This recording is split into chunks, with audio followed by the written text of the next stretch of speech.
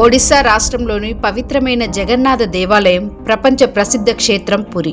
ఇక్కడ జరిగే ప్రతి ఆచారం వెనుక ఒక రహస్యం ఉంది. కానీ ఈ దేవాలయం పరిసరాల్లో ఉన్న ఒక చిన్న మందిరం గురించి చాలా మందికి తెలియదు. ఆ మందిరంలో ఉన్న ఆంజనేయ స్వామిని చూసిన వారు ఒక్కసారిగా ఆశ్చర్యపోతారు. ఎందుకంటే ఆ స్వామి విగ్రహం చేతులు నడుము వద్ద గొలుసులతో కట్టబడి ఉంటుంది. దేవుడిని ఎవరు కడతారు? అది కూడా ఆంజనేయుణ్ణి. శ్రీరాముడి పరమభక్తుడైన మహాబలశాలి అయిన హనుమంతుణ్ణి ఎవరు కట్టగలరు అని.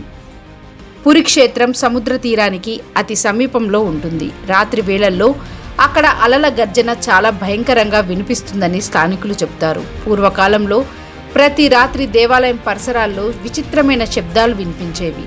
గంటలు మోగినట్టు, గాలిలో ఎవరైనా ఎగురుతున్నట్టు. ఇది సాధారణ విషయం కాదు, అది ఆంజనేయ స్వామి విహారమని వారు అర్థం చేసుకున్నారు. కథ ప్రకారం ఒకరోజు ఆంజనేయుడు జగన్నాథుడిని దర్శించడానికి పురికి వచ్చాడట.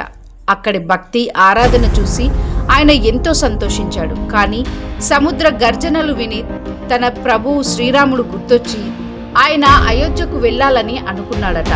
ప్రతి రాత్రి ఆయన తన విగ్రహం నుంచి ఆత్మరూపంలో బయటికి వచ్చి సముద్రాన్ని దాటి వెళ్లేవాడని పురాణ విశ్వాసం. ఈ విషయం తెలిసిన జగన్నాథుడు ఆలోచించాడు, పురి క్షేత్రాన్ని రక్షించడానికి హనుమంతుడు ఇక్కడే ఉండాలి. ఎందుకంటే ఆ కాలంలో సముద్ర తుఫాన్లు, విదేశీ దండయాత్రలు, అనేక ప్రమాదాలు ఉండేవి. ఒక రాత్రి జగన్నాథుడు హనుమంతుడి ముందుకు వచ్చి ఇలా అన్నాడట, ఓ ఆంజనేయ, నీ భక్తి నాకు తెలుసు, కానీ ఈ క్షేత్రానికి నీ రక్షణ అవసరం. అప్పుడు హనుమంతుడు వినయంగా తల వంచాడట. ఆ తర్వాత ఆయనను గొలుసులతో కట్టేశారు. కానీ అది శిక్ష కాదు, అది భక్తిని కాపాడే బంధం. ఈ ఆలయాన్ని ఇప్పుడు బేడి హనుమాన్ అని పిలుస్తారు. బేడి అంటే ఒడియా భాషలో గొలుసు అని.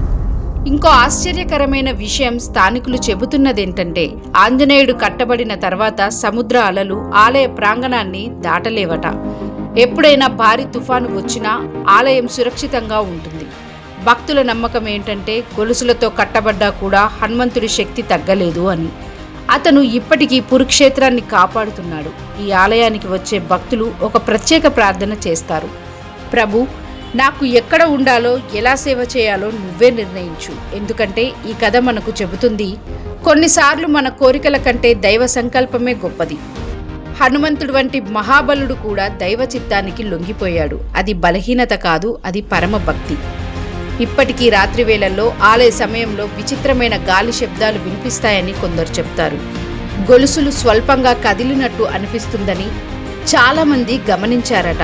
అది కేవలం గాలి శబ్దమా, లేక ఇంకా హనుమంతుడు క్షేత్రాన్ని పరిశీలిస్తున్నాడా? ఈ ప్రశ్నకు సమాధానం ఎవరికీ తెలియదు.